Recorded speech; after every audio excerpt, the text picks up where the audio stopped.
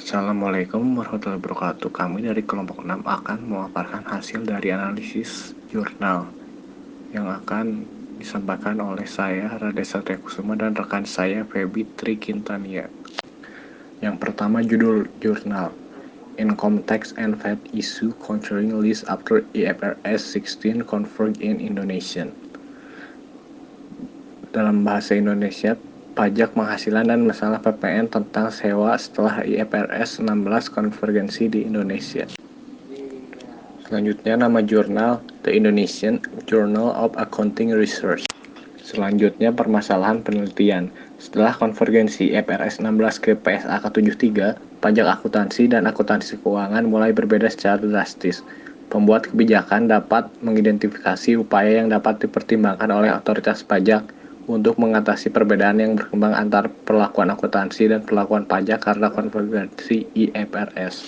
Mengapa permasalahan penelitian ini penting? Permasalahan ini penting karena untuk menganalisis perlakuan pajak sewa di Indonesia.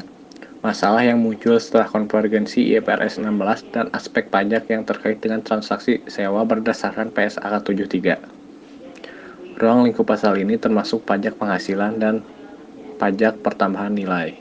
Pendekatan yang digunakan oleh penulis, pendekatan penelitian kualitatif eksploratif. Selanjutnya, hipotesis. Standar IFRS berpengaruh signifikan terhadap beberapa rasio keuangan. Selanjutnya, variabel. Variabel independennya adalah konvergensi IFRS 16, sedangkan variabel dependennya adalah pajak penghasilan dan masalah PPN mengenai sewa. Selanjutnya, sampel yang digunakan dalam jurnal ini adalah pengumpulan data dilakukan melalui wawancara mendalam dengan informan yang dipilih secara purposif. Di sini juga menggunakan data sekunder untuk analisis, pengumpulan data melalui studi literatur, dan diperkuat dengan wawancara mendalam.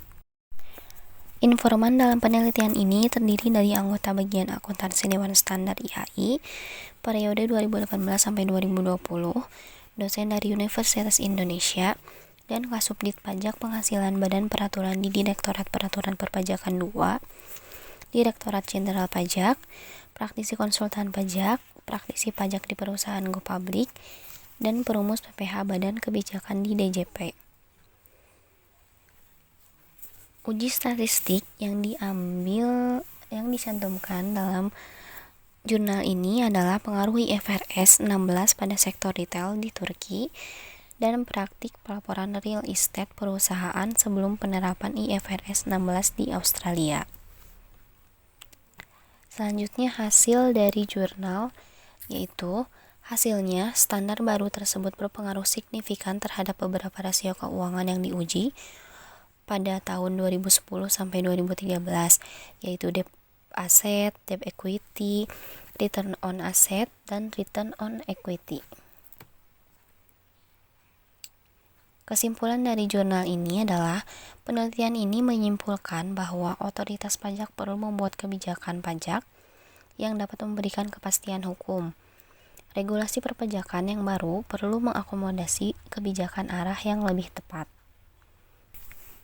Selanjutnya, pengembangan dari jurnal ini, salah satu keterbatasan penelitian ini adalah bahwa di antara 4 pilar akuntansi saat ini di Indonesia, penelitian ini hanya memiliki sedikit perhatian tentang PSAK. Selain itu, dari PSAK yang ada, aspek perpajakan hanya berfokus pada standar di bawah PSAK 73.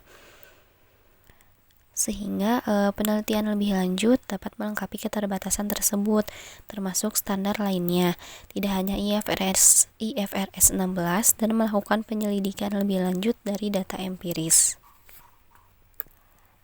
Sekian presentasi dari kelompok kami. Terima kasih. Wassalamualaikum warahmatullahi wabarakatuh.